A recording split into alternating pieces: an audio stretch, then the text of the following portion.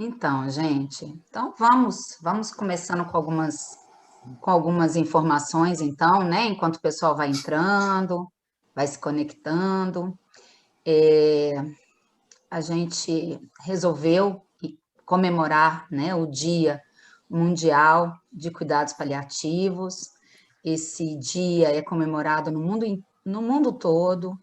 Ele tem como objetivo, né, trazer esse olhar, direcionar esse olhar de todas as pessoas para os cuidados paliativos, essa filosofia de cuidados. E é um dia que a gente para pensar, né, o quanto esses cuidados são importantes e o quanto eles ficaram evidentes nessa pandemia, né? O quanto que cuidado paliativo se tornou uma ferramenta muito importante para cuidar das pessoas, para garantir a essas pessoas e essas famílias um pouco mais de dignidade e conforto, né? Então, todo ano a academia, né, é um movimento mundial e ele tem um tema que vai norteando essa, essa data, né? E o tema desse ano é Meu Cuidado, Meu Conforto. E eles sempre promovem, né, uma logomarca, né, que traz também muito sentido. A logomarca desse ano, né, ela, não sei se vocês tiveram a oportunidade, mas até no link, né, foi colocado e a gente também na nossa exposição que iniciou hoje lá no saguão central, na recepção central do HGG, a gente está fazendo uma exposição trazendo um pouquinho, né, do conceito, dos princípios. Então, vocês vão ter a oportunidade de ver essa logomarca, que é ela, não sei se vocês perceberam, mas elas simbolizam dois corações que se unem, e esses dois corações unidos significam justamente as pessoas, as famílias que vão se conectando, né? Os corações se conectando, e eles formam o contorno de uma borboleta, que simboliza transformação, esperança, vida e espírito, né? Que é justamente o que essa filosofia de cuidados vem pregar, né? Principalmente mostrando que a esperança não morre nunca, né? E que o cuidado também não. Sempre vai haver espaço para cuidar, tá? Então, o motivo da gente estar aqui hoje é para comemorar essa data. E aí a gente gostaria, então, de dar início às nossas atividades, agradecendo a presença de todas as pessoas, à medida que forem chegando, se sintam abraçados, né? E a gente agradece a presença. Eu gostaria, então, de agradecer também ao Instituto de Desenvolvimento Tecnológico e Humano, em alguém, o microfone, assim. O Instituto de Desenvolvimento Tecnológico e Humano, na presença do nosso coordenador e diretor, Dr. José Cláudio Romero, por sempre apoiar todas essas iniciativas das equipes do hospital, sempre nos dá voz, nos dá espaço. Também gostaria de agradecer a equipe, né, da TI do hospital e também os colaboradores, todos eles, né, da educação continuada, na presença, na figura, né, da nossa enfermeira Wagner Teixeira, por nos ajudar nessa parte de logística, né, para que o evento aconteça, para que as coisas deem certo. Muitas pessoas se envolvem, né, nisso para que tudo dê certo. E eu me sinto assim muito feliz de estar aqui hoje, na presença de três pessoas que eu amo demais, três colegas que eu respeito, que são parceiros, né, desde essa caminhada por volta aí de 2012, 2013, né? Então, eu gostaria, vou apresentar os três. Hoje a gente então vai fazer um bate-papo, é algo informal, com umas lives mesmo, elas têm essa filosofia de ser um bate-papo, um espaço para que a gente possa conversar, trocar ideias, crescer, né? E claro, aprimorar conhecimento. Essa live, então, tem o intuito da gente ficar por volta de 1 hora e 15. A gente tem três pessoas que eu vou apresentar. A ideia é que eles falem por volta de uns 15 minutos e, ao final, a gente vai estar trazendo as perguntas que eu peço que, se houverem, sejam feitas pelo chat e a gente vai direcionar no final, tá bom? eu queria, então, vou apresentar os três e nós começaremos com o Dr. Ricardo. Dr. Ricardo Borges, ele é médico, geriatra, paliativista, coordena o serviço de cuidados paliativos do Hospital das Clínicas, é um grande amigo, um grande parceiro, sempre presente nos nossos eventos, e ele é hoje o atual presidente da Academia Nacional de Cuidados Paliativos da Regional do Centro-Oeste. Vai estar com a gente também hoje a doutora Elisa Borges, também médica, geriatra, que é minha parceira, né, no NAP, no Núcleo de Apoio ao Paciente Paliativo, do Hospital Estadual Dr. Alberto Rassi. Doutora Elisa hoje é a atual presidente da Sociedade Brasileira de Geriatria e Gerontologia, Seção Goiás. Também gostaria de agradecer a presença do nosso psicólogo hospitalar, também com formação em cuidados paliativos, de Milson Bezerra, sempre, né, nos ajudando e nos apoiando, e que teve um papel muito, muito importante, né, no suporte emocional nessa pandemia. Doutor Ricardo, mais uma vez, muito obrigado, e a palavra é sua.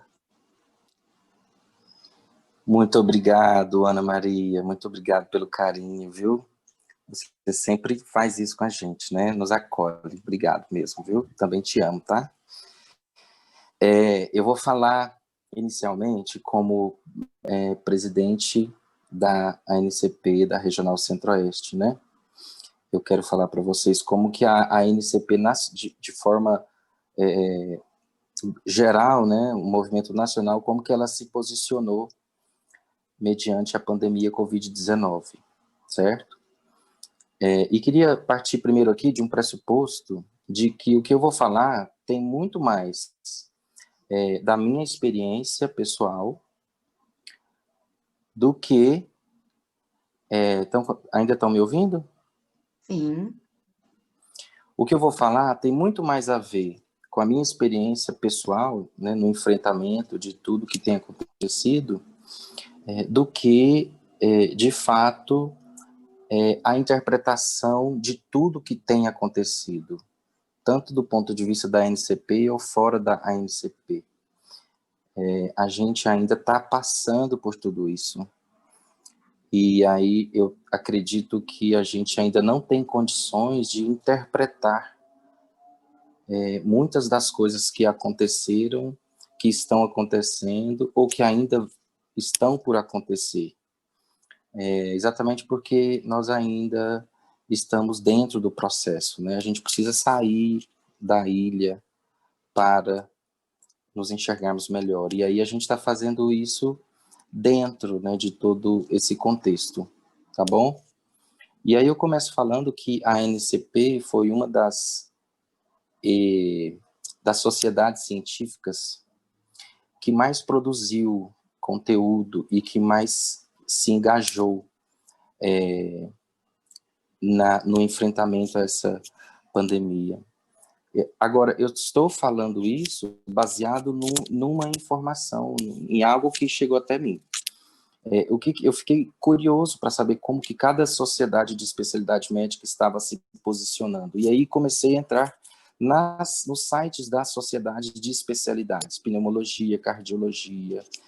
É claro que todos nós fomos afetados, todas as especialidades foram afetadas, então cada uma deve ter tido a sua resposta.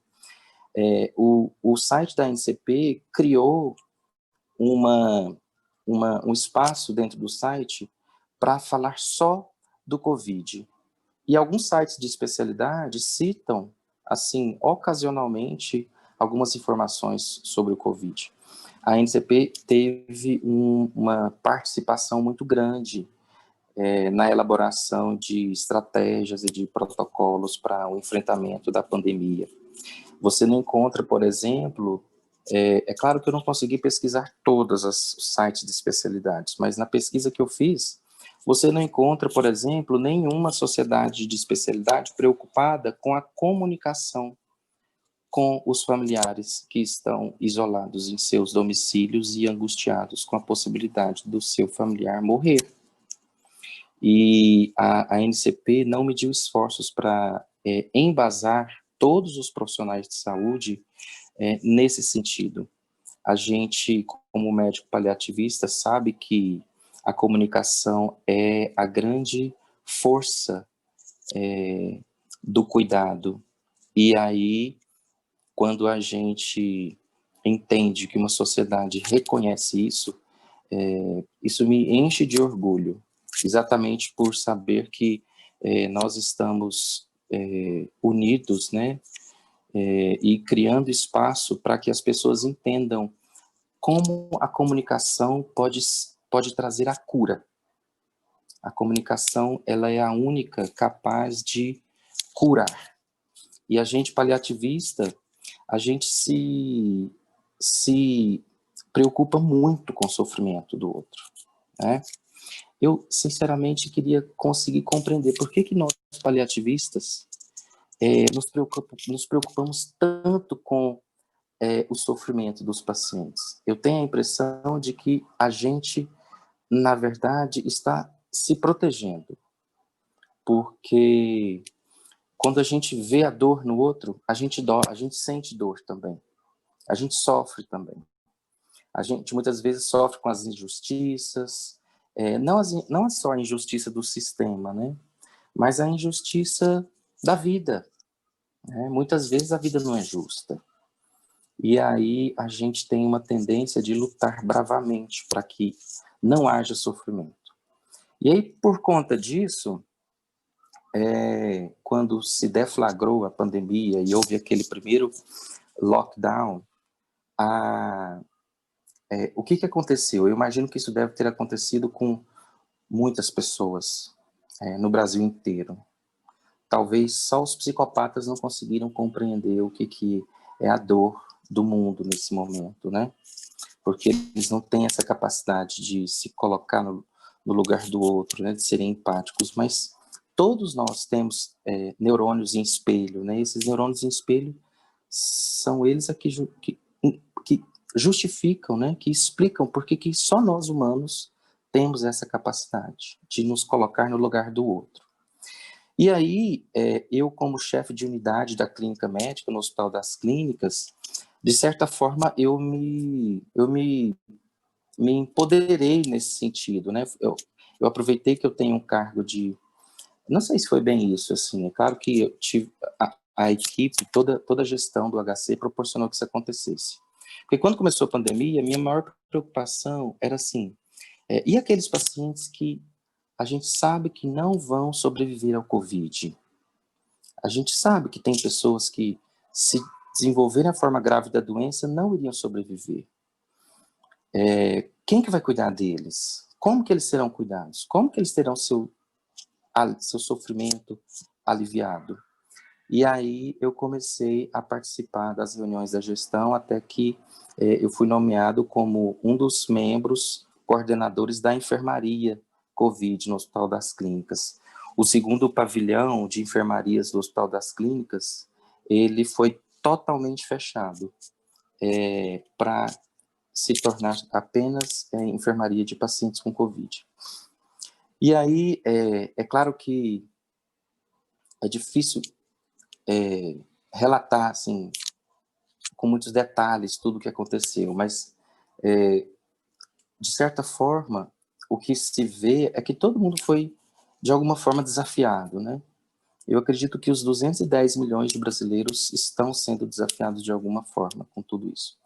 E aí a gente montou uma força-tarefa e assim que as coisas começaram, a minha preocupação maior foi como que nós vamos nos comunicar com os familiares. E aí a gente montou um time de comunicação na enfermaria de cuidados paliativos. Então, assim que uma nova médica foi contratada para coordenar os cuidados clínicos, eu estou até agora responsável por esse time de comunicação. E aí, assim, eu me senti, de certa forma, confortado de poder oferecer esse mínimo que a gente pode oferecer para essas famílias. E tem sido uma experiência muito gratificante. Eu tenho encontrado pessoas cada vez mais dispostas a ajudar, a colaborar, a cumprirem algum papel nesse sentido. Tanto é que a terapia ocupacional criou um jornal para que os pacientes não se sentissem sozinhos, né, tivessem notícia das coisas que estavam acontecendo. A gente mandava mensagens até no alimento que ia para os pacientes, né?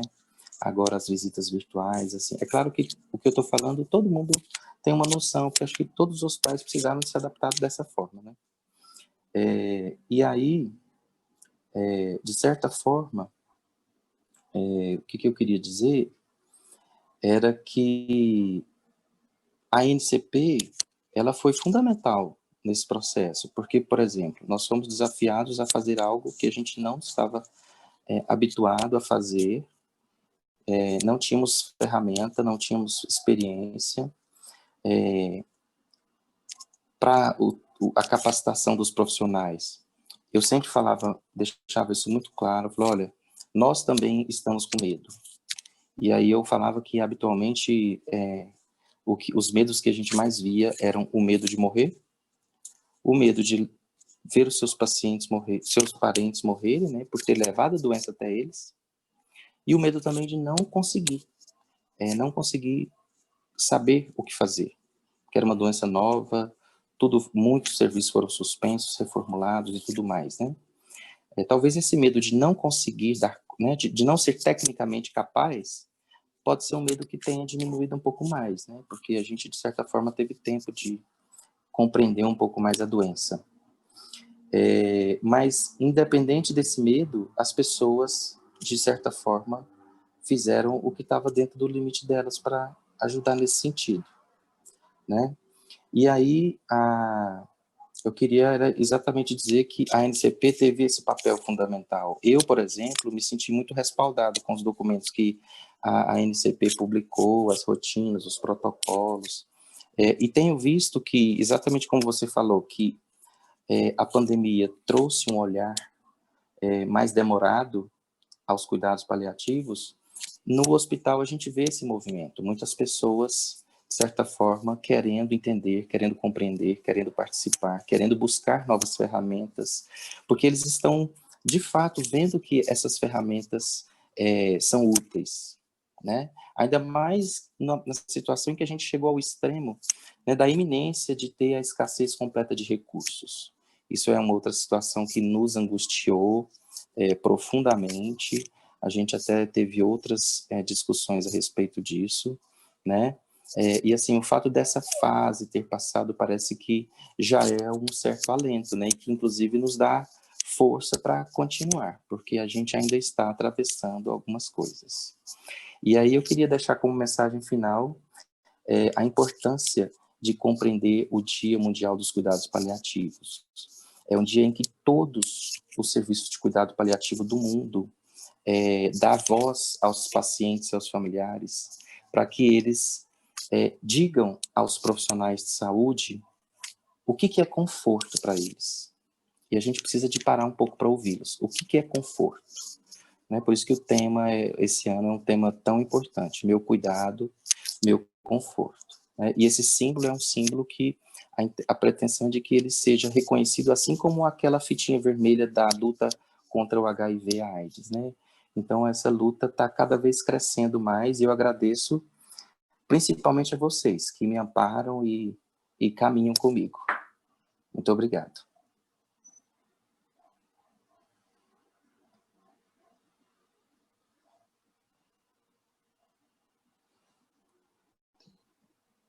Obrigada, Agora Ricardo. sim. Isso, desculpa. A gente vai ter a oportunidade de conversar mais no final. Eu queria, né, te ouvir, né? Foi muito importante saber que a gente vai encontrando, né, diante de uma situação tão difícil e que trouxe tanto sofrimento para a gente, né? A gente se viu num lugar que a gente não estava habituado a se ver, né? A gente, como profissional de saúde, com medo de adoecer, com medo de levar a doença, como você disse, para nossa casa, com medo de como é que a gente ia tratar, né? A gente nunca ficou tão perdido em como que a gente vai tratar essas pessoas, E aí toda aquela polêmica em relação a tratamento, e isso deixou a gente muito perdido, num lugar que a gente nunca esteve. A gente, como profissional de saúde, né, a gente nunca frequentou, não saber, não ter respostas, não saber onde isso ia dar, quando isso ia parar, e todo mundo muito desesperado, inclusive a gente, né, que sempre se posicionava como sendo alguém que levava o conforto, a resposta, a gente também não tinha essas respostas. E aí eu queria ouvir da Elisa, né, que embora a gente no HGG ficamos como um hospital de retaguarda, diferente de você no HC, né, trabalhou ali na linha de frente, que montou um serviço, que atendeu diretamente, a gente no HGG, nós ficamos na retaguarda. Claro que pacientes chegaram, pacientes com suspeita, casos confirmados, a gente teve vários colegas, os colaboradores adoecendo, o pânico dentro da instituição, a angústia, o medo. Tivemos vários colaboradores que precisaram ser afastados. E aí eu queria ouvir da Elisa, que embora a gente trabalhou na retaguarda, ela como médica geriatra tinha os pacientes que ela saía para atender, fez inúmeras visitas domiciliares, e a gente viu um cenário do idoso que, embora ele estivesse isolado, os seus cuidadores e seus familiares levaram a doença para dentro da casa, né? Isso também trouxe muita angústia e muita preocupação. E a Elisa também, como filha, né? Tem uma filhinha pequena, tem um marido, tem os pais idosos. Eu percebi, a gente estava sempre junto, e a angústia muito grande, né? De como profissional, o que que ela ia fazer? Ela chegou a cogitar, a ir para um hotel, não voltar para casa. Isso foi algo que a gente compartilhou muito, né? Então, eu queria te ouvir, Elisa. Boa noite, obrigada pela presença de todo mundo, especialmente aos meus amigos, colegas de Nilson, Ana Maria, Ricardo, a Wagner, todo mundo que nos apoia. Então, assim, realmente está sendo até hoje, eu acredito, mas inicialmente eu penso como pessoa que eu senti muito o impacto dessa realidade. Primeiramente, como profissional. Então, assim, a gente tinha uma estrutura montada no HGG que nos dava muita confiança do nosso trabalho. Nos permitia trabalhar com um empoderamento no sentido técnico e no sentido de estrutura, e tudo que o hospital, ao longo desse tempo, nos permitiu fazer, flexibilizar. Então, de repente, a gente se vê nessa ameaça, foram mais ou menos aí quase, acho que um mês mais ou menos de ameaça, né? Aquela ameaça que tudo vai mudar, tudo vai mudar. Até que chegou o dia que a gente soube que nossa ala já não estaria mais ali por tempo indeterminado. Com certeza, isso impactou muito no nosso trabalho como profissional dentro do hospital, porque é como se você perdesse a sua segurança, o seu âmbito, tudo que você conquistou. Parece que tirar a gente daquela ala foi tirar a gente da nossa casa. A gente deixou de fazer. O Ricardo falou que ia chorar, mas acho que eu vou chorar. A gente deixou de fazer muita coisa. Muita flexibilizar. Isso é reflexo, né? Chorar é reflexo de tudo isso. A gente deixou de fazer aquilo que era essencial. Poder pegar no paciente, poder chamar alguém da família, cuidar como a gente esperava cuidar, sempre. Isso foi difícil, porque é como se a gente tirasse as nossas armas, mesmo estando na retaguarda. Então, a gente sofreu o impacto de repente, não conseguir fazer mais, como se a gente não pudesse mais fazer o que a gente tinha proposto. Então, as admissões ficaram mais difíceis, as nossas abordagens mais difíceis, a comunicação realmente muito complicada, pacientes em processo de morte, que a gente tem toda uma preparação de equipe como pessoa profissional para até chegar nessa pessoa, chegar nessa família, e a gente já não podia mais fazer daquela forma. Isso impactou muito, e eu acho que de uma forma muito drástica, porque tirou a essência do que a gente encontrava no nosso trabalho. E o valor que aquilo dava, pelo menos para mim, acredito para Ana Maria, para o Gilson também, como o amor, o que possível para a gente trabalhar todo dia fazendo algo a mais. Por todas as dificuldades que a gente já teve, por tudo que a gente já enfrentou. Eu penso que isso foi, no HGG, algo muito impactante. Mas uma forma muito impactante que, para mim, foi quando a gente teve uma aula de preparação para enfrentar, e eu tive muito medo. E eu fui para o estacionamento e liguei para minha mãe. Chorei muito. Falei para ela que talvez, não sei o que seria de mim dali para frente. E que eu tinha que sair de casa. E ela falou, não, mas você não vai sair de casa. Volta, hoje você volta. Então, volta para casa hoje, vamos pensar um dia após o outro. E aí, como pessoa, isso foi extremamente difícil para mim, porque a escola da minha filha foi a primeira escola a fechar. Então, foi o primeiro impacto que eu tive, de que realmente eu poderia viver algo que eu não conhecia, que eu não sabia como enfrentar. E eu tive de tirar a Ana Luísa dos meus pais e viver uma situação como se eu não sabia o que fazia. Quem vai deixar eu ou meu esposo para olhar minha filha? E foram, assim, 45 dias. Até que um dia, por força, por dificuldades mesmo nossas, minha mãe passou a cuidar de novo da Ana Luísa. E eu não sabia se para mim se eu sentisse ou se eu chorava mais ainda. Porque eu pensava que todo dia eu estava ameaçando os meus pais. Então eu saía de casa para trabalhar. Hoje eu já estou melhor, estou chorando porque eu estou lembrando.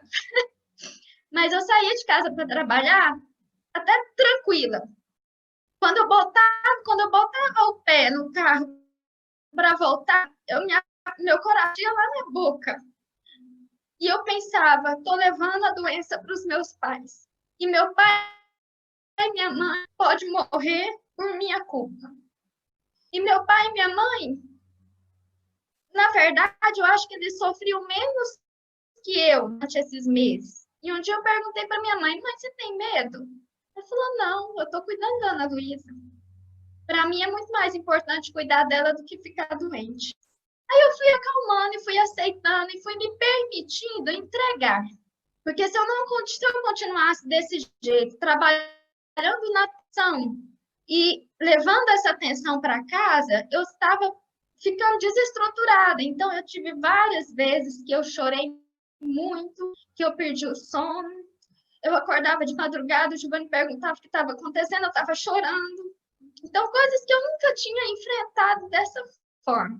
E principalmente por esse medo de trazer a ameaça para quem eu mais amava. E eu comecei a refletir sobre o meu trabalho. Quem eu estou amando mais? A minha família ou o meu trabalho? Se eu não deixo de trabalhar, se eu não deixo de fazer tudo isso, por que eu estou levando para minha família, para quem eu mais amo? Será que eu tenho esse direito? Será que eu não estou sendo injusta com quem eu mais amo e estou doando para quem talvez eu não conheça? Então, eu entrei nesse dilema, nessa confusão na minha cabeça de que era mais importante na minha vida. Mas, claro, não deixei de fazer aquilo que eu sempre gostei de fazer. E eu acho que o aval da minha família, no sentido de me apoiar, dizer, você precisa trabalhar, e nós estamos aqui, e nem por isso você vai ser culpada se eu ficar doente, isso foi me forçando aos poucos, eu acho que me ajudou muito mesmo a persistir, porque era muito tenso. Teve momentos, o Jimmy nos ajudou, que todos os dias tinha um profissional chorando, um profissional tenso, e aquilo você vai absorvendo. Os dias que eu estava tranquila, eu me deparava com alguém em desespero, e aquilo você vai absorvendo aquela carga. Foi muito, é difícil, né? Porque você se vê numa situação e parece que você está fazendo escolha, e essa escolha é pesada e desproporcional. Como se você tivesse de colocar o trabalho acima da sua família. E eu senti muito peso disso.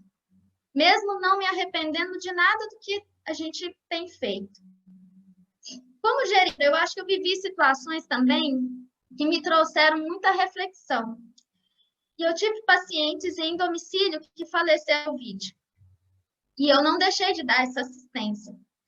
E muita demanda de paciente domiciliar, ficou um período com mais vazio, porém uma demanda intensa de pacientes em domicílio. E aquilo, tudo em cima, num momento que eu queria ter um pouco de assistência para minha mãe, para o meu pai, para minha filha, para que eu pudesse diminuir essa angústia minha. E os pacientes, muitos pacientes meus mesmo, solicitando visita domiciliar. E uma das famílias tinham 3 idosas. Dessas 3 idosas, duas pegaram Covid. A gente não sabe, o comportamento dessa doença ainda é tão esquisito, né? Tão inesperado, que uma a gente não sabe por que ela não pegou. Só que essas duas acamadas estavam preparando a família para falecer em cuidados paliativos, em conforto, se possível, em casa. Filha entendeu, com Covid, ela só sofreria no hospital. Aquilo, para mim, foi algo que sedimentou, mesmo numa condição aguda e muito inesperada, sedimentou toda uma história que eu contando com essa família, um preparo que eu estava fazendo. Eles assumiram falecer em casa. Mas não foi fácil. E quem cuidou delas foi justa a cuidadora, a única que tinha um revezamento de cuidadoras, e uma das cuidadoras que cuidou dela é que estava com Covid. E, ao mesmo tempo, eu me preocupei muito com essa pessoa, porque ela também sentia falta de ar. E a gente precisava olhar também para essa pessoa que saiu da casa dela para ficar exclusivamente na outra casa, cuidando de 2 idosas. Em 5 dias, as 2 idosas morreram. Então, uma faleceu, depois de 48 horas, a outra faleceu. E foi muito triste. Um dia eu fiquei muito emocionada, porque uma delas aqui sobreviveu, já tinha um quadro demencial, não conseguiu entender tudo aquilo. E o filho chamou ela pela varanda e falou: mãe, eu tô aqui. E ela falou assim: meu filho, eu não estou entendendo nada. O que está acontecendo aqui dentro? E ele chorou muito porque ele não pôde subir para mostrar para ela, pegar na mão dela. Naquele momento não podia, a paciente acabar de falecer. Por que estava acontecendo aquilo? E foi assim, foi muito angustiante ele contar isso para mim, chorar, e a gente ficar, a família toda muito comprometida, muito angustiada. Mas teve, assim, momentos bons. E eu preocupei muito com essa cuidadora, mas eu não tinha o contato direto dela. Depois que as coisas se acalmaram, que eu conversei com a família, e que essas 2 pacientes faleceram, e essa outra saiu do isolamento depois dos 14 dias, esse filho pôde encontrar ela, levar ela para a casa dele, a cuidadora me mandou uma mensagem, e isso me deixou muito gratificada. Ela falou assim: doutora Elisa, eu tomei a liberdade de pegar o seu contato, só para te agradecer por você não ter esquecido de mim. Você tem meu respeito e minha gratidão, porque mesmo trabalhando, mesmo cuidando muito das tias, você não esqueceu de perguntar por mim.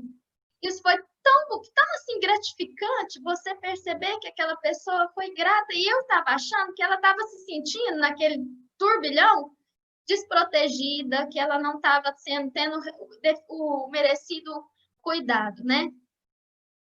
Então, eu penso que como profissional, isso particular, isso impactou muito, né, nesse entendimento, nesse enfrentamento do paciente meu particular, em que eu não pude contar com outras pessoas e eu precisei ajudar essas famílias. No hospital ainda é tenso, Mas eu acho que a gente, graças a Deus, né, a gente vai se adaptando às dificuldades. E hoje eu sinto que eu tenho mais serenidade para lidar. E se existiu algo bom, me fez refletir sobre os meus limites. Então, apoiados por várias conversas, inclusive com vocês, né? Vocês, meus amigos, o Jimmy, a Ana Maria, o Ricardo, nós conversamos também, tivemos essa oportunidade de conversar e eu pude ver limites na minha vida, de que eu podia ajudar realmente aquilo que eu sempre falava, mas que eu não estava colocando em prática. Vá até onde você alcança, não dê um passo além do que você pode dar. E que às vezes a gente precisa sim dizer não, para que a gente não diga não a nós mesmos. E de tudo isso, eu acho que o que mais impactou para mim foi eu, como pessoa, me vendo como médica. Como a Elisa, enxergando a Elisa geriatra, a Elisa no HGG, a Elisa paliativista, e o quanto aquilo que eu amava estava pesando para mim, por excesso de atividades e por medo de trazer para minha família a morte, do jeito que eu não queria que acontecesse. Então, realmente, assim, o Covid, ele impactou muito para mim como pessoa. Eu penso que me fez crescer, claro, eu acho que a gente sempre cresce com as dificuldades, mas esse medo de trazer o mal para quem você mais ama trouxe para mim uma profunda angústia e eu acho que isso eu ainda estou elaborando dia a dia. Obrigada. Como sempre, eu pensei que eu ia me emocionar, mas realmente não teve jeito.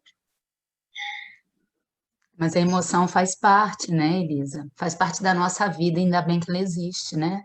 Que bom poder a gente se emocionar, que bom poder receber a mensagem, né, de agradecimento de uma cuidadora, porque nosso trabalho é isso, né? É olhar para todas as direções, para todas as pessoas, para todas as dores, para todos os sofrimentos, e tentar, de alguma forma, que seja com um olhar, com um gesto, com uma frase, com um carinho, dar conforto, né? E esse é o papel que acho que nos enche e nos recoloca, né? Nos recoloca nesse lugar que foi ficando tão desconfortável com essa pandemia. Não vou dizer que a gente está confortável, não está mesmo, né? Mas é esse carinho, é essa retribuição, são essas mensagens, é entender o nosso papel, é poder olhar de novo para a importância que a gente tem, para aquilo que a gente ama fazer, que nos recoloca e está nos recolocando mesmo no nosso lugar, né? No lugar que a gente ama. E vendo essas palavras, vendo essa emoção, eu acho que aí a gente pede assim socorro psicológico, né? Socorro psicológico, né? Para esse colo, para esse ombro, para essas palavras que foram super importantes. A gente fez live para encontrar o grupo, a gente foi encontrando, igual o Ricardo disse, né? A gente vai encontrando as maneiras, né? Vai se adaptando e Elisa, depois você vai ver um tanto de mensagem que está chegando linda, né? E tal, de pessoas queridas. Depois a gente vai ter oportunidade. E aí, Jimmy, eu digo para você, a gente tem 1 milhão de pessoas que morreram no mundo com Covid, 1 milhão e alguma, né, um pouco mais. Mas a gente não consegue dimensionar, né? Quantos milhões de pessoas enlutadas, quantos milhões de pessoas em sofrimento.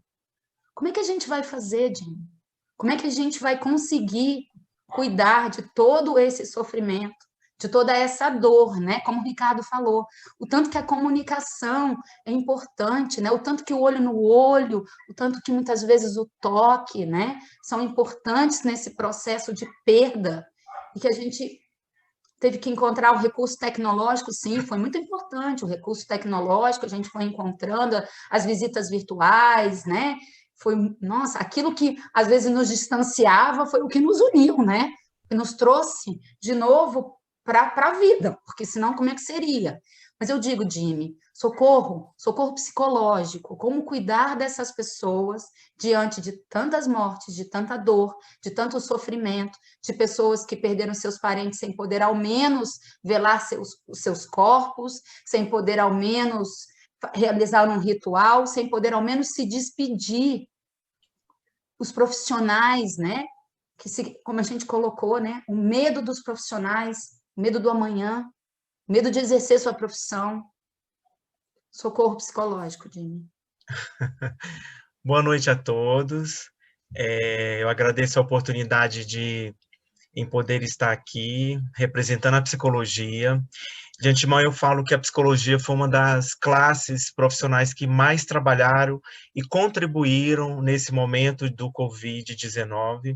Então, houveram vários movimentos em todo o Brasil, de correntes de profissionais que se disponibilizaram gratuitamente através de canais de atendimento virtual, de grupos, de atendimento em grupos, para que pudesse levar esse conforto, né? Porque é uma situação onde esse vírus chegou e desorganizou a nossa casa. E aí talvez a gente não sabia nem mesmo o que existia dentro das nossas casas. Talvez a gente nem reconhecia mais aquele ambiente no qual nós estávamos convivendo no dia a dia.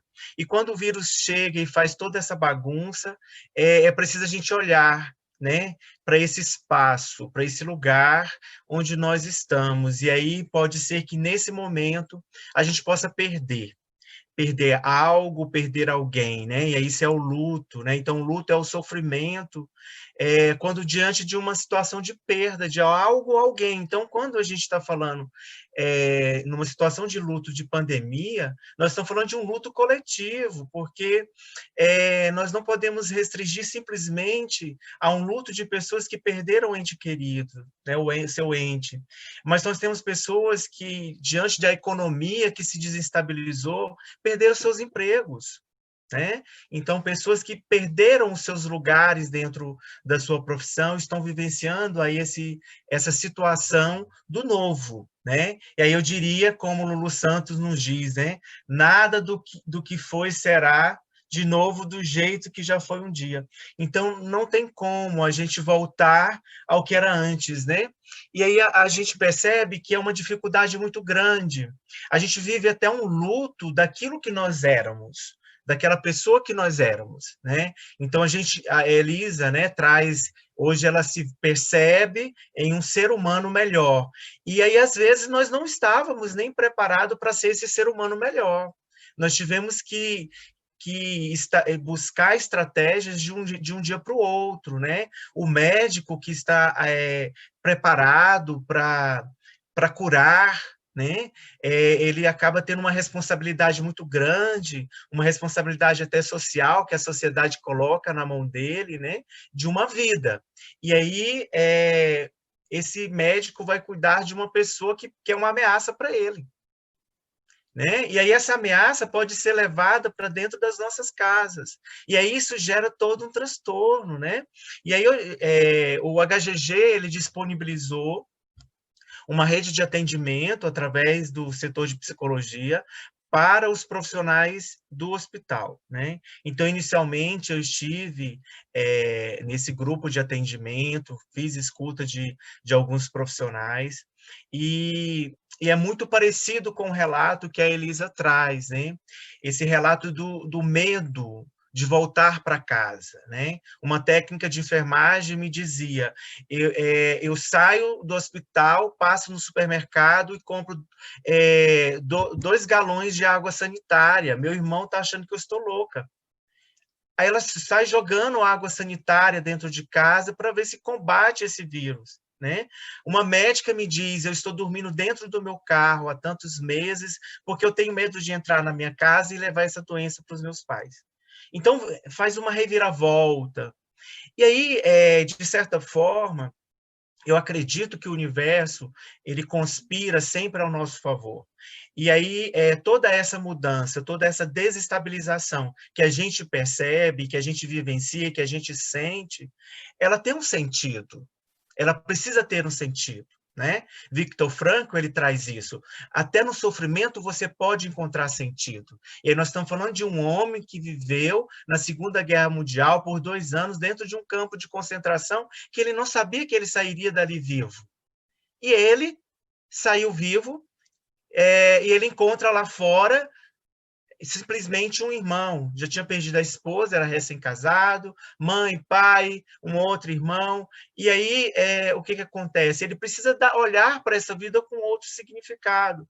Então, nesse momento em que a gente vivencia tudo isso, diante de tantas perdas, é muito importante a gente buscar sentido para tudo isso. Né? Nós vivemos um momento em que a gente não pode ritualizar a morte.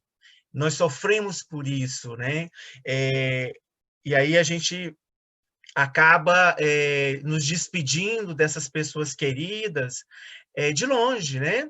E aí eu trago um caso de uma colega nossa, que a gente fala que ela até faz parte da nossa equipe, é uma pessoa que é auxiliar de limpezas gerais, né? Não é nem funcionária do HGG, é de outra empresa terceirizada, mas nós temos ela muito, muito querida em nosso coração.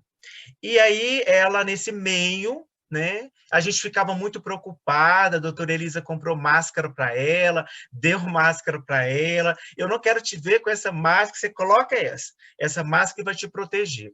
E aí, ela perdeu o paizinho dela, o pai que ela cuidava com muito carinho, com muito zelo. E esse pai já trazia, né, várias comorbidades, já fazia um tratamento de doenças crônicas. Esse pai vai para o hospital e pega o Covid e falece. E ela diz assim para mim, Jimmy, ela me chama de outro nome, né? Mas ela falou assim, Jimmy, a maior dor que eu trago dentro de mim é porque eu não consegui vestir o meu pai. Ele tinha a roupa guardada que ele gostaria de ser enterrado. Meu pai foi enterrado enrolado dentro de um saco. Então, isso é uma dor muito grande. Né? Isso é uma dor que o ser humano vivencia e de uma forma muito solitária.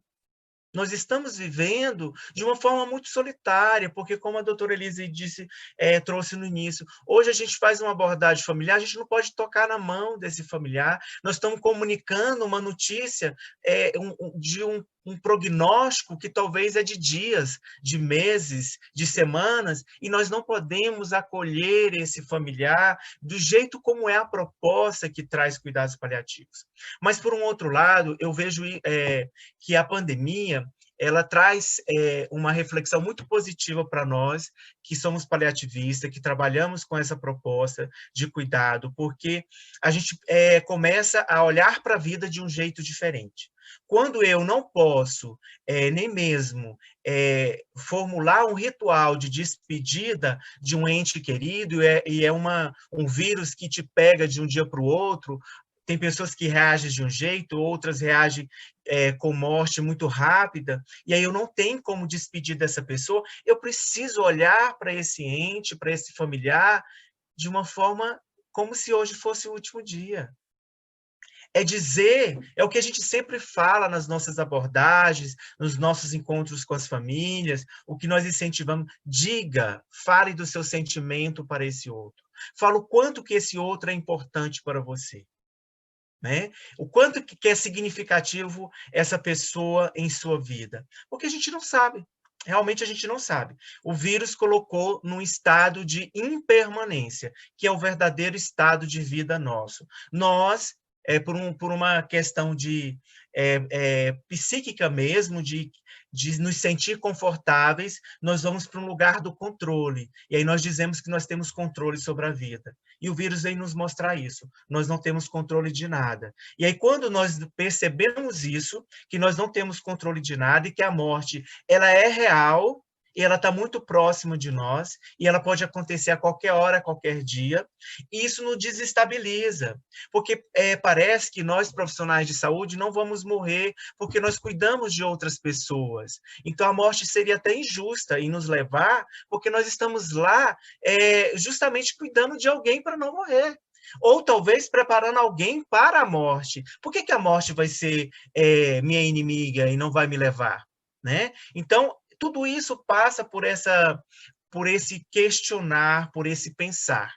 E aí, quando a gente fala, nós estamos falando de um luto, né, de um sofrimento. Eu acho que é importante, até quando eu trago essa proposta, esse pensamento de Viktor Frankl, quando ele fala que até o sofrimento, você pode encontrar sentido até no sofrimento. Eu acho que é importante, eu não consigo fazer essa ritualização da morte, do velório, presencial, mas eu preciso fazer isso de uma forma simbólica, né? Então, a gente vê muitas vezes familiares em um outro momento se reunindo, fazendo ali uma despedida simbólica através de fotos, né?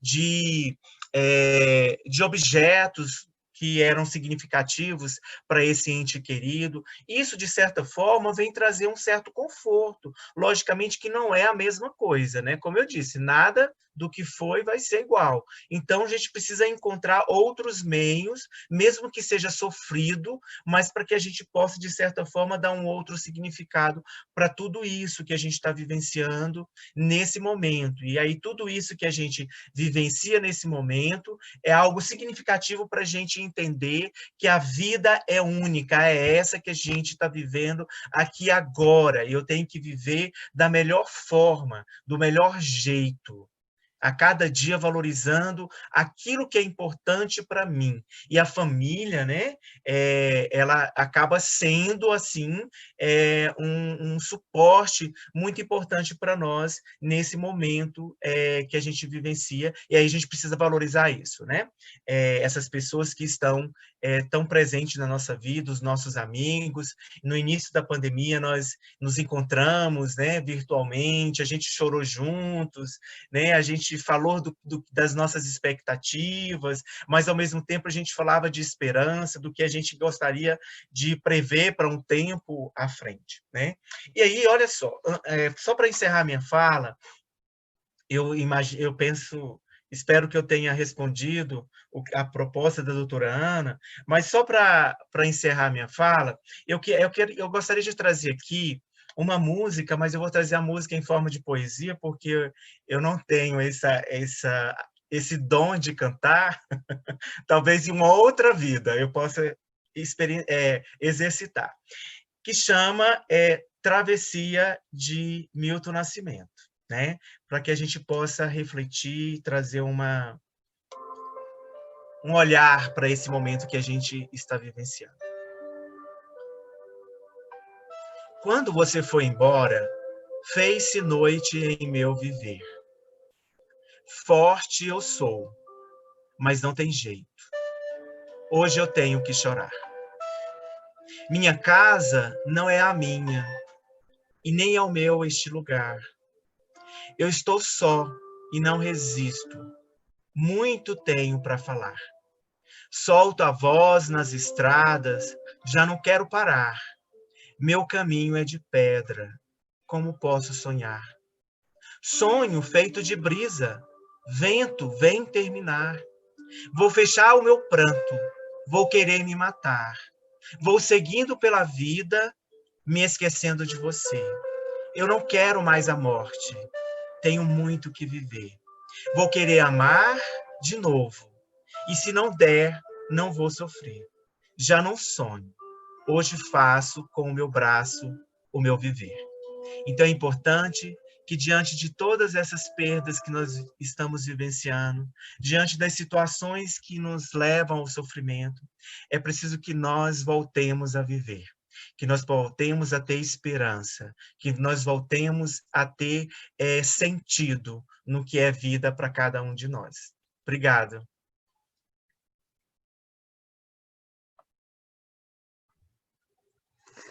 Lindo, né? Lindo, lindo. É isso mesmo, né? A gente precisa agora redescobrir isso aí. Talvez, dizem, né? O novo normal, o novo viver, refletindo, buscando, né? Entender que isso tem um sentido, tem um significado, né? Nada disso, eu não acredito que isso foi em vão, que isso é sem sentido.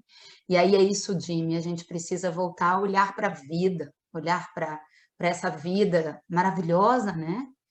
Poder dizer para essas pessoas maravilhosas, está cheio de gente querida, sabe? E aí, assim, ó, o doutor Juni Clay tá aqui com a gente, parabenizando o doutor Ricardo, né? Compaixão é tudo. Falando para a Elisa, e o Jimmy falou isso, né? Sobre família ser o alicerce de tudo, né? A Leila, nossa querida Leila, arte terapeuta, linda seu depoimento, Elisa, a Camila de Freitas, nossa dentista, né? Comungo plenamente dos seus sentimentos, todo mundo ali estão dando apoio e se emocionando, falando da admiração pela equipe. Estou buscando aqui alguma pergunta, né? A Natália também, a nossa diretora de enfermagem, essa família é linda, né, gente? É por isso que a gente vai dando conta, né? De ir se reerguendo e vai se apoiando aqui, ó, vocês fazem toda a diferença na vida daqueles que vocês cuidam, obrigada por tudo, portanto, essa família NAP HGG, e é isso mesmo, né? Janaína, doutora Ana, Jimmy, Ricardo, Elisa, cuidadores de almas, né? Parabéns, né? Você também é uma cuidadora de alma. E aí vem, né? É muito legal vendo os nossos residentes, Tanieira, Mônica, a gente agradece muito, né? Vocês não sabem a importância que vocês têm nas nossas vidas, né? Que esse é o combustível que vai fazendo a gente ir adiante, né, Ricardo? E aí esse combustível é o que nos alimenta, né? Porque muitas vezes a gente sai com o coração apertado, com a garganta que a gente não dá conta mais, as palavras sumiram, o cérebro já não processa mais nada. E é isso aí, né, Ricardo? O que você me diz, meu amigo? Você que viu tanta coisa por lá e esse povo que vai, você também é muito acolhido pela sua equipe. O que você me conta? Fala aí um pouquinho, depois de você ter ouvido a Elisa, ouviu o Jimmy. Eu não vi perguntas, muitas só declarações de amor, né? Fala aí. Ana, a fala da Elisa e do Jimmy me tocaram profundamente. Eu me senti absolutamente identificado com o sofrimento da Elisa. E eu nem vou contar também, porque senão eu vou chorar. E assim, num determinado momento, eu fiquei assim pensando, porque, bom, primeiro eu vou confessar de que eu estive ou estou, assim, em burnout. Eu não sei se eu estive ou se eu ainda estou. E, assim, por ironia do destino, uma semana antes do lockdown, eu tinha acabado de abrir um grupo terapêutico para residentes em burnout. E agora eu tive a belíssima possibilidade de vivenciar isso na pele, né? E eu tinha muita dificuldade de entender o que é essa despersonalização do burnout. Até que eu a vivi. A Elisa começou a falar aí, né, que o papel dela de mulher, de mãe, de profissional, passar por uma situação tão estressante como a que nós temos passado também fez eu ter dificuldade de me definir, assim, de tentar entender muito bem qual que é o meu papel, né? Cada um de nós tem um pequeno herói dentro de si. Esse herói foi acionado, né? O herói de todos nós foi acionado de alguma forma, né? A gente foi desafiado de profissional de saúde ou não, todos fomos desafiados. E aí teve algo que assim me fez todo sentido na fala da Elisa. Ela falou que quando ela recebeu a mensagem da cuidadora, parece que foi um alento, né? Uma recompensa. Então, assim, eu tenho vivido cotidianamente em busca dessas mensagens. Elas aqui continuam me movendo. E aí essas mensagens, elas vêm de todos os lados. De todos os lados.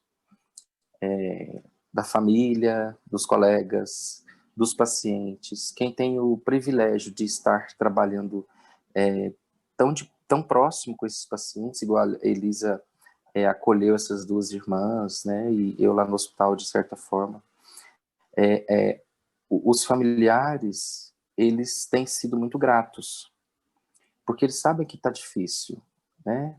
Eles conseguem também compreender que a gente tem tentado extrapolar os nossos próprios limites. E aí eu entendi que isso tem feito me mover.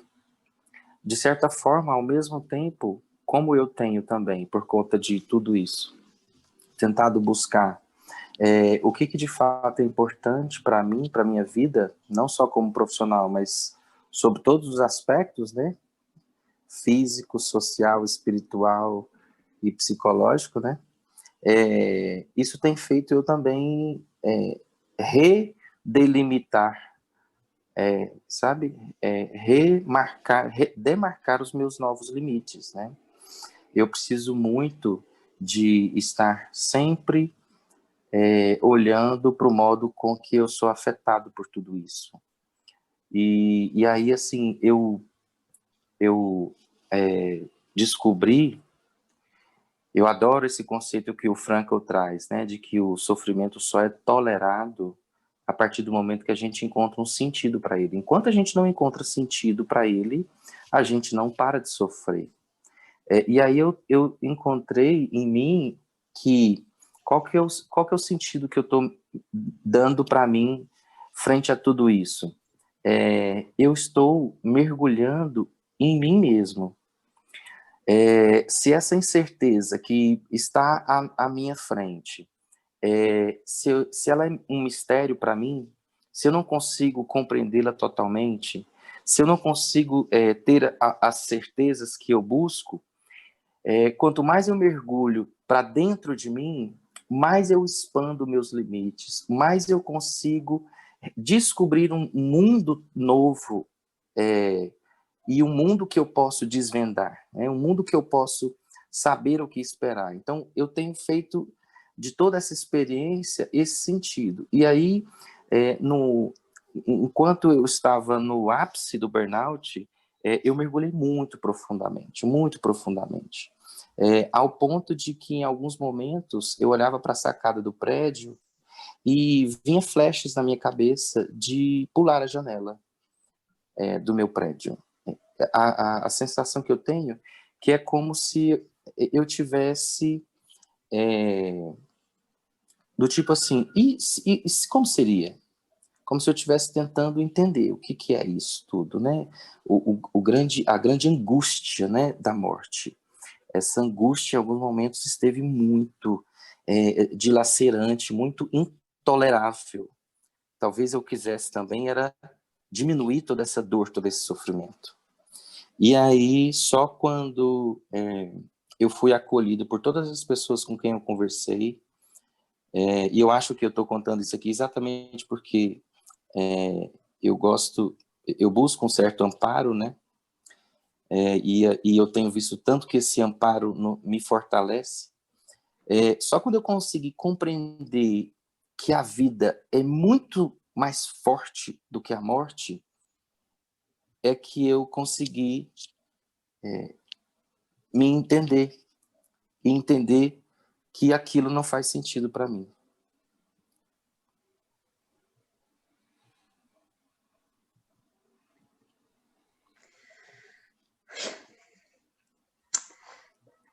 Agora acho que sou eu.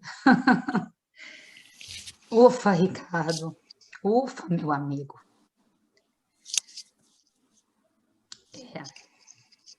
A gente foi fundão, né? A gente foi fundão. E é por conta de tudo que a gente acha que é muito valoroso para a gente está voltando mesmo, né? E as pessoas estão aqui, né? Falando, emocionados também com o que você colocou, agradecendo por você compartilhar e o quanto que isso ajuda, porque ouvir de você, né, uma pessoa que tem formação, uma pessoa que é super do bem, sabe, que é super humano, que ajuda todo mundo, que busca, né, que busca na terapia, que busca se conhecer, autorreflexão. Então, Gentleman, né, desde residente era o querido, os pacientes na época do ambulatório procuravam por ele, né, sempre teve esse olhar, sempre. Ouvir de você, né, isso é algo que com certeza, né, toca, dá sentido e te admirar mais ainda. Como a gente fala, né, a importância desse grupo, é como você falou, né, se sentir acolhido pela família, pelos amigos, pelo grupo, pelas mensagens que os pacientes voltam, é esse respiro, né, que faz a gente voltar para a vida e descobrir, como o Jimmy diz, uma nova maneira, né. As pessoas estão falando, a Cláudia Zanini fala da música, a nossa musicoterapeuta, a musicoterapeuta do HC, querida, né, também da SBGG, né, a Wagner te parabenizando, que você é muito importante para todo mundo, e obrigada por compartilhar, né. Eu acho que Doutora, diga, Jimmy. eu só queria fazer um comentário a respeito do depoimento do Ricardo, né, que eu acho que é muito importante essa fala que ele traz para a gente, né? Porque quando a gente ouve um relato assim tão profundo, um depoimento tão tocado de emoção, a gente percebe que ele é verdadeiro, né? Então é algo que vem da alma, vem da profundidade. Então, e aí é justamente, acho que a proposta, quando a gente fala que nós não vamos voltar mais a ser o que era antes, é justamente isso, é essa possibilidade e oportunidade de você mergulhar dentro de si mesmo. E aí eu acho muito importante ressaltar, porque aqui a gente tem muitos profissionais de saúde, tem médicos aqui, eu estou ressaltando a questão do médico pelo fato do Ricardo ser médico. É que antes de qualquer ser que nós nos tornamos ao longo da nossa caminhada, nós somos seres humanos. Então, antes de ser médico, aquele que foi preparado pela academia, com toda a sua com todo o poder, né, com a espada de Grayskull, né, que vai vencer todas as intempéries, existe um ser humano que veste aquela capa. E aí, quando eu tiro essa capa e eu mergulho dentro desse ser que se fez ao longo dessa história e vou reconhecendo isso, né? Então, eu acho que esse depoimento do Ricardo ele é muito importante para todos nós, para a gente compreender isso, que é importante a gente acessar a nossa essência, que quando nós acessarmos essa essência, nós seremos cada vez mais nós, no nosso jeito de ser, na nossa intimidade, na nossa luz, né? E aí eu vou ser uma pessoa com mais plenitude, com mais totalidade, né? E aí eu vou ao encontro do outro até com mais presença, independente de qual seja a relação que vai ser estabelecida ou construída ali. Parabéns, viu, Ricardo? A gente já tinha trocado algumas figurinhas, né? Você falando disso, e eu acho que você nos inspira, né? E nos impulsiona e nos motiva a sermos nós mesmos. Eu fico muito grato, fico muito feliz de ouvir esse relato seu, essa sua fala, que me toca também profundamente. Obrigado.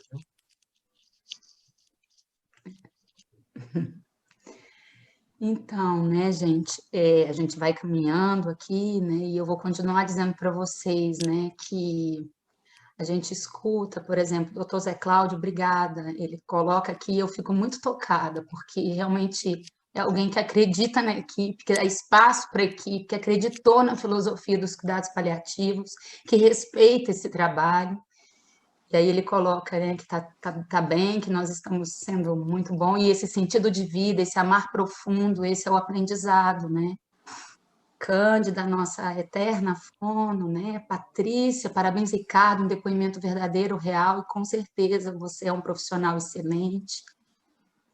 Jaqueline, gente, quanta gente querida, né, gente? Olha, estou aqui, assim, me deliciando. Que linda busca de ressignificação da vida, trazida por cada um de vocês. E aí eu vou dizendo a vocês que a gente vai somando, e cuidado paliativo é assim, né, gente? Um vai apoiando o outro, um vai apoiando o outro, um vai sensibilizar, um toca, o outro às vezes está ali fragilizado, e aí vem aquela mão que joga, né, que te conforta, né? E por que nós estamos aqui, né? Meu cuidado, meu conforto, e o quanto que é confortável, né? De todas essas pessoas, vocês estão nos ajudando, essas mensagens que estão chegando, tocam a gente, nos empurram para frente, e acho que esse ouvir também toca vocês, por isso vocês estão aqui, né? E é gratidão, né, gente? É gratidão. sempre, né? Tem uma pergunta, para não dizer assim, ó, Juliana, fantástica essa live, grata pela humanidade de cada um de vocês. A arte de ser vulnerável não é para qualquer um, é para os mais humanos, viu, Ricardo? Viu, Elisa? Tá? Eu acho que só quem realmente, sabe, não se importa em se mostrar, em se despir, em se, sabe? Porque isso ajuda o outro. Eu me vejo em vocês, vocês se veem em mim, né? E é assim que vai, né, Jimmy? Né, Jimmy? A gente vai se vendo um no outro, né?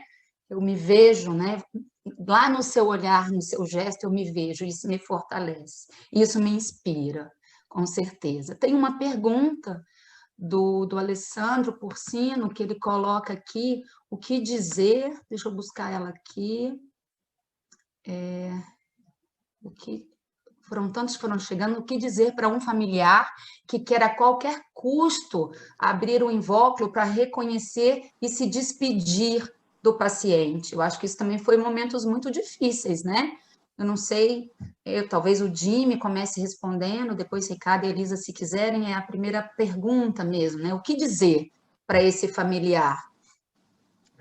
É uma situação bem difícil, né, doutora? Porque, assim, eu tive uma experiência muito próxima de uma querida amiga psicóloga que perdeu o pai, e ela realmente, o reconhecimento foi à distância, né? Então, até dentro dos protocolos, né, isso já está bem descrito, né, que não dá para fazer um protocolo a menos de, se eu não me engano, são 2 metros. E então é uma situação muito. Não tem uma. A meu ver, não tem uma resposta única, né? Vai depender muito ali da situação, daquele momento, de estar com aquela pessoa, tentar mostrar para ela, né, que a gente reconhece e valida aquela dor, manifesta, mas que a gente precisa também seguir os protocolos até para a segurança do outro, né, a própria segurança dela, né? Então, a gente precisa tentar amenizar mais ainda esse esse trauma, né, esse baque na vida dessa pessoa. Então, acredito que, até como o Ricardo colocou no início, da questão da comunicação, eu acho que aí, nesse momento, a comunicação essa é uma comunicação bem feita, ela pode, sim, ser uma estratégia de proteção para essa pessoa, e talvez, logicamente, a gente não retira essa dor, não ameniza essa dor em 100%, mas a gente pode amenizar, talvez, em algum nível, que isso possa ser melhor absorvido por esse familiar, né? Quer comentar alguma coisa, Ricardo? Você que trabalhou muito essa questão de comunicação lá no HC, momentos difíceis assim. A gente lá, Ana Maria, teve um treinamento de protocolo para cuidado com o corpo, né?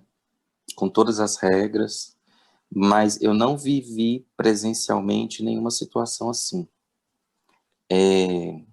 Eu acho que não tem muita coisa para dizer numa situação dessa, né? Eu vou falar duas coisas que eu costumo falar para os residentes. A primeira delas é o seguinte: primeiro você precisa saber como que essa história vai te tocar. Porque se essa história vai te tocar com, por exemplo, e vai te tocar e você vai sentir compaixão, né? Você vai sentir dó, você vai sentir pena, certo? É mais provável que você abra, né? Dependendo da situação. Se você compreender que aquele sofrimento ali é um sofrimento que não é culpa sua, que você é responsável por ele, mas você não é culpado por ele, que você tem que dar alguma alternativa para essa pessoa, você vai conseguir pensar com mais calma, você vai conseguir fazer ela o quê? Aí é o segundo conselho que eu dou para os meus alunos. Você precisa de entender o que está aqui e o que está aqui, certo? Porque uma reação dessas não está aqui. Uma reação dessas está aqui. É emoção, não é razão, certo? Então, a primeira coisa que você faz é acolha essa emoção. Acolha, sem julgamento, né? Sem julgamento. Acolha essa emoção. E, de fato, É muito difícil enterrar a pessoa que você ama sem ver, né? Eu rezo para que isso não aconteça comigo, né? Com alguém que eu ame. Mas eu tô, né? Estamos sujeitos, certo? Na hora que você acolhe a emoção da pessoa, é mais fácil ela voltar para a razão. Esse talvez seja um dos grandes segredos de se comunicar, né? Na hora que você acolhe o que está acontecendo ali no coração, ela vai conseguir raciocinar. E aí ela vai tomar a decisão mais correta, mais coerente. Elisa, você quer falar alguma coisa em relação a isso, essa pergunta? A gente vai caminhando. Eu pensei mais ou menos o que o Ricardo, acho que a gente pensou mais ou menos a mesma coisa. Eu imaginei dois perfis de profissionais. Talvez para um profissional que lida com aquilo, não que eu esteja julgando, talvez aquela forma de enfrentamento seja necessária para ele, não é um julgamento. Mas se ele lida daquela forma mais racional possível, como o responsável e não o culpado, e que aquela situação, por mais triste que seja, está muito além dele, do que ele pode mudar, eu acho que para ele talvez seja mais fácil simplesmente dizer: não pode, eu estou te protegendo, e isso não é possível. E ele não ceder. Agora, profissionais que embarcam no coração, que estão vivendo e não conseguem, né, às vezes trazer uma separação entre o racional e o sentimento nesse momento foi maior, seja por empatia, seja porque ele já passou por uma situação daquela, seja porque para ele está num momento que ele está sofrendo muito com aquilo, talvez ele consiga, de alguma forma, comunicar melhor, seja através do silêncio, um toque, mesmo que isso não possa fazer, ou mesmo abrir. E eu acho que, nesse momento, a gente não pode julgar essa pessoa por quebrar esse protocolo, porque talvez isso, para ela, vai ser algo muito importante para a vida dela. Enfrentar aquela situação, pelo menos em uma pessoa, ele se permitir ultrapassar protocolos e regras e dê aquele familiar, pelo menos aquele momento de amparo. Então, assim, eu jamais julgaria essa pessoa, por mais que a gente saiba que existe algo maior. Então, eu penso que quando o coração bate mais forte naquele momento, talvez esse profissional quebre essa regra e não possa ser julgado por isso. Acho que o que vai é o momento, né? A emoção e o quanto isso significa, né? Eu acho que é o que fica. Bom, a gente vai caminhando para o final. Tem aqui também uma posição, um comentário do Gustavo, que ele fala dos 5 mil mortos pela Covid de Goiás. Pergunta se no HGG a gente teve a perda de algum colaborador. Que eu saiba, graças a Deus, a gente teve vários colaboradores que adoeceram, mas que eu saiba, nós não tivemos nenhuma perda de nenhum colaborador, e isso, né, a gente tem que parabenizar também, né, como é que isso tudo foi conduzido, a gente foi treinado, a gente foi muito bem conduzido, a equipe de pneumo fez um trabalho fantástico, o Segment também, então acho que a gente conseguiu, né, com informação, com capacitação, cuidar dessas pessoas. Ele sugere, o Gustavo falou que visitou na Itália alguns memoriais, sugere que de repente seja importante, talvez, fazer alguma coisa nesse sentido, né? A gente tem os memoriais do Holocausto, talvez alguma coisa que represente isso, né? Que vai ficar para as gerações, esse momento, essas mortes, essas perdas irreparáveis. E até pegando um gancho para a gente finalizar, eu queria saber de vocês o seguinte: eu fiquei me perguntando muitas vezes, a gente até conversou sobre isso, o que teria sido dos brasileiros sem o SUS?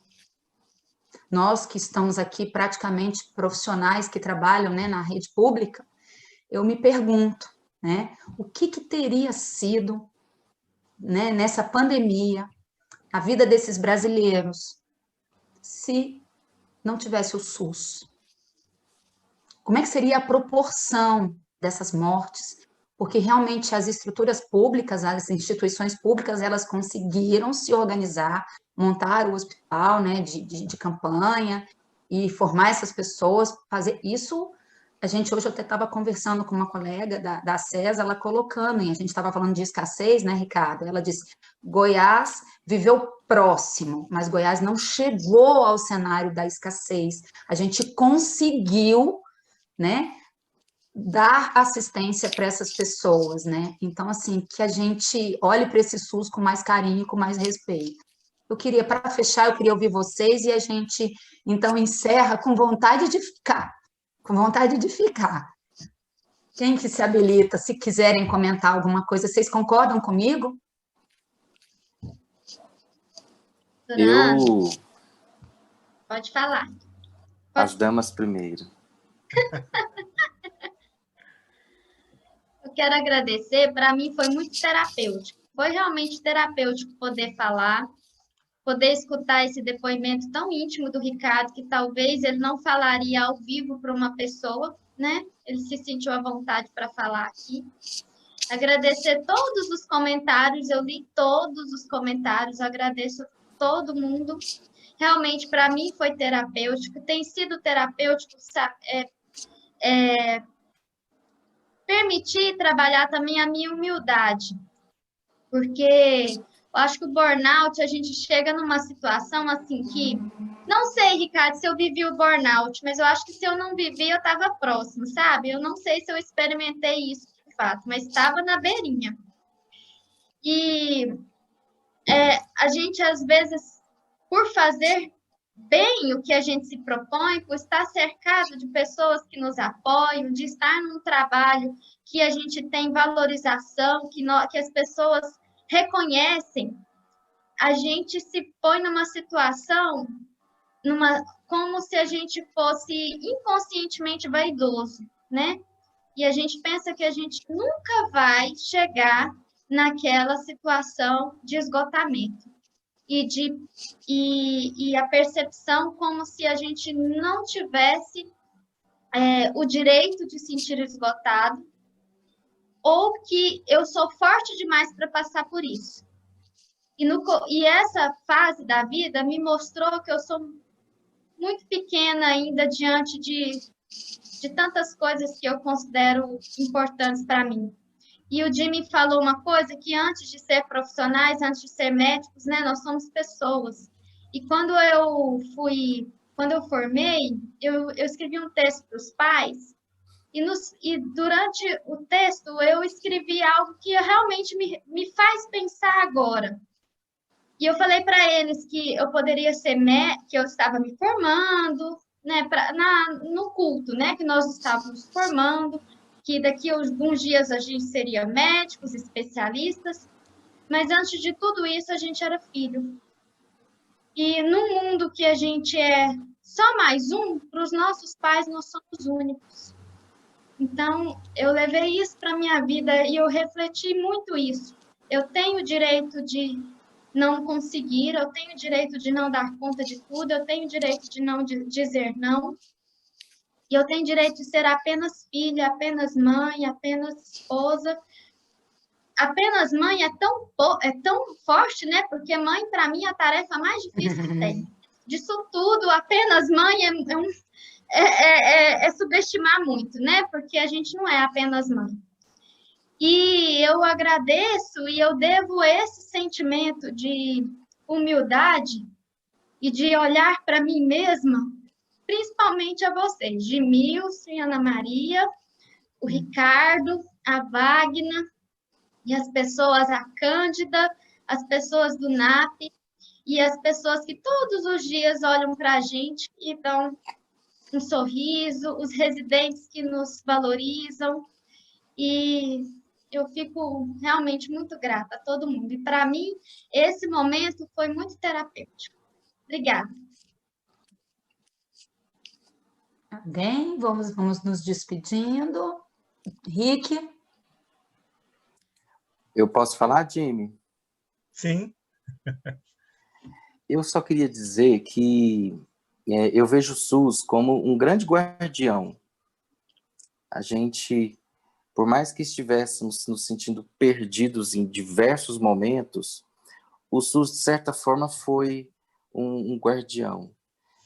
Mesmo com todos os tropeços, e não foram poucos, né? Mas, assim, foi um guardião. O SUS demonstrou ser um guardião da ciência, o SUS demonstrou ser um guardião, inclusive, da nossa vida, do nosso conforto. O SUS, ele foi, de certa forma, assim, onde o olhar humano pode ser mais, de certa forma, assim, visto. Então, eu vejo o SUS dessa forma, né? Você fez esse questionamento aí. E, assim, ajuda até a gente entender que, por mais que o Estado nem sempre nos satisfaça do modo com que a gente gostaria, algum papel ele faz. E essa sensação de que algum papel ele faz é meio que lugar comum, né? Mas, assim, com a pandemia, a gente viu que é um grande papel. É um grande papel. Eu tenho muito orgulho de trabalhar no SUS. Muito orgulho. E eu queria me despedir, agradecer a vocês profundamente mesmo. De fato, é terapêutico estar com vocês. É terapêutico ouvir vocês. É terapêutico me inspirar em vocês. Acreditar que os nossos sonhos serão realizados. Ontem eu tive um dia muito especial que eu me reconciliei com um amigo que estava mais distante. E aí eu falei para ele que eu tenho novos sonhos. E aí ele falou assim, ele é um amigo que é meio meu superego, sabe? E aí ele falou assim, cuidado, a gente chega a uma fase na vida que a gente não precisa, não dá para ficar sonhando muito porque a gente não consegue realizar. E aí eu falei para ele assim, meu amigo, a função de um sonho não é unicamente ser realizado. A função de um sonho é me mover. Eu preciso ter um sonho porque é só ele que me tira do meu lugar, é só ele que faz eu querer ser melhor a cada dia, né? Então, obrigado por compartilhar os meus sonhos comigo. Obrigado mesmo. Lindo. Jimmy, para encerrar... Eu quero agradecer, né, a oportunidade de estar aqui com todos vocês, né, nesse momento em que eu falo que a gente invade as casas das pessoas e as pessoas entram nas nossas casas, né, de uma forma bem acolhedora, pelo menos por mim, né. Eu assim, percebo que tudo isso que a gente tem vivenciado, e eu posso falar somente por mim, de uma forma bem individual, é um grande despertar e um grande crescimento enquanto pessoa, enquanto ser humano, né? De entender e olhar para a vida de uma forma diferente que talvez eu não tinha percebido. E desejar que vocês possam também passar por essa oportunidade, vivenciar essa oportunidade, olhando para a vida e para as pessoas com as quais você convive, que tem esse grande amor, que vocês deixem isso expresso, né? Deixem isso expresso. Essa semana saiu uma matéria na revista Isto de uma adolescente que encontra o celular do pai, que tinha leucemia, foi para o hospital e achava que ia sair, e ele não saiu. E ele tinha escrito no aplicativo, no celular de notas, o que ele gostaria de fazer quando ele saísse do hospital. E a gente não sabe se o amanhã vai existir para nós. Não, e o que mais a gente tem aprendido diante de toda essa impermanência e instabilidade que o Covid-19 nos traz, é de que nós precisamos viver o aqui e agora, esse momento, valorizando aquilo que é importante para nós. E aí sim, talvez o amanhã, mesmo que existindo ou não, nós estaremos mais realizados, nós estaremos mais em paz conosco e com aquelas pessoas com as quais nós gostaríamos que elas estivessem sempre presentes em nossas vidas. É isso que a gente leva, para onde a gente acredita que iremos após esse estar aqui na vida. Então, são essas memórias que a gente leva e são essas memórias que ficam. Então, aqueles que ficam são aqueles que sofrem mais, né? Então, se essas memórias, elas são memórias saudáveis, foram momentos bem vividos, possivelmente essas pessoas que ficam vão viver de um jeito talvez mais feliz e mais realizado. E é isso que eu desejo para todos nós. Obrigado pela oportunidade de estar aqui, né? Acho que foi realmente um momento terapêutico e que a gente possa levar essa mensagem que a gente tentou trazer, né? E que acho que foi alcançada nos corações de cada um de vocês. Leve isso no coração, na alma, para a vida, para o dia a dia. Um grande beijo. Agradeço a diretoria do hospital, na pessoa do Dr. José Cláudio. Eu sou muito feliz de fazer parte dessa família HGG há 13 anos. Sou feliz de trabalhar no SUS, a minha única experiência é no SUS, e eu vou sempre lutar para que o SUS permaneça e possa chegar ao encontro, ao atendimento de todas as pessoas que precisam dele.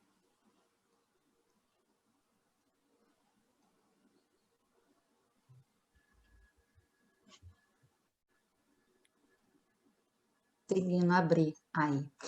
Então, gente, eu também quero agradecer, né? E aí vou voltar lá no início, não sei se todo mundo já estava na sala, e dizer para que a gente olhe para essa logo, né? Do Dia Mundial. Eu expliquei que são dois corações que se juntam e formam o contorno de uma borboleta e que fala de esperança, de vida, de transformação. E acho que a gente se conectou dessa forma, né? Um monte de coração que se juntou e formou essa rede, né, que vai se apoiando e vai olhando e vai dando esperança. E vou dizer a vocês, recebi uma mensagem dizendo assim, ó, que uma colega colocando que hoje fechamos uma das UTIs de Covid que ela trabalhava, né, e dizendo que viveram muitos óbitos, as famílias inteiras, uma equipe que foi muito exposta, né, mas que eles se fortaleceram, né, e o SUS foi fundamental. Eu acho que essa equipe, deixa eu só ver um pouquinho, acho que é no HCamp. Eu fiquei aqui na dúvida se era no HCamp. Fechamos uma das UTIs, não disse onde era, acredito que seja de algum lugar do SUS. Tem um colega perguntando se vai ficar gravado esse encontro, eu já fiquei sabendo que vai, a Wagner também já respondeu, vai ficar no YouTube. A gente fica tão feliz de saber que tem gente que quer rever, né? E de coração, né? Foi maravilhoso, foi terapêutico. Como acontece quando a gente se encontra, né? As pessoas não imaginam como a gente é feliz, né? Como a gente é feliz, né? Em fazer o que a gente faz, em ajudar pessoas, como o Ricardo aí disse, a gente consegue empatizar e o mais legal, essa compaixão que nos move, que nos movimenta e nos faz querer mais. Ao ponto da gente se abrir, né? Sem medo. E eu quero agradecer muito, dizer o que eu comecei dizendo. Eu amo vocês e amo todo mundo que está disposto a fazer algo diferente, a olhar para a vida com sentido, viu, meu amigo psicólogo que me ensina todo dia. Fiquem com Deus, né? Obrigado. Um beijo. Beijo. Beijo, obrigado também a vocês. Obrigado. Boa noite. Beijo.